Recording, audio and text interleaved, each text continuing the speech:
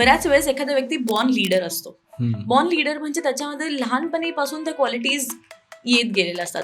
Productivity जर कंपनीची कमी होते, जसं आता आपण बघितलं ले ऑफ्स होतात, तर ले ऑफ्स करताना सगळ्यात पहिले HR चे टार्गेट्स तेच असतात की ज्या व्यक्तीवरती एकतर इधर खर्च जास्त आहे आणि आउटपुट नाहीये. मी जर कंपनीची ओनर आहे फॉर एक्झाम्पल, तर मला असंच पाहिजे ना, मी जेवढं पे करते त्या व्यक्तीने तेवढं मला आउटपुट दिलं पाहिजे. हा एक बेसिक आपलं आहे. एक सिम्पल बॉडी लँग्वेजची ट्रिक आहे. जर तुमचे शोल्डर्स बाहेर आहेत, चिन खूप वरती आहे, असे खूप लोक असे चालतात, तर त्यावेळेस आपल्याला असं आपलं एक बॅक ऑफ द माइंड चालू असतं की स्वतःला काय माहिती काय समजतो, राईट. हा एक थॉट येतो. म्हणजे काय ॲरोगन्स दिसतो, म्हणजे ओव्हर कॉन्फिडन्स असतो. खूप सारा लॉस कंपनीजला होतोय just because there was a miscommunication किंवा कम्युनिकेशन प्रॉपर नव्हतं झालं. त्याच्यामुळे बऱ्याच लोकांना वाटतं लिडरशिप क्वालिटीज, मी टीम लीडर म्हणजे मी बॉस एक नेगेटिव्ह कॉन्सेप्ट आहे. Leader is a positive concept. Leader तो असतो जो डिरेक्शन दाखवतो आणि त्या डिरेक्शन मध्ये टीम सोबत स्वतः चालतो.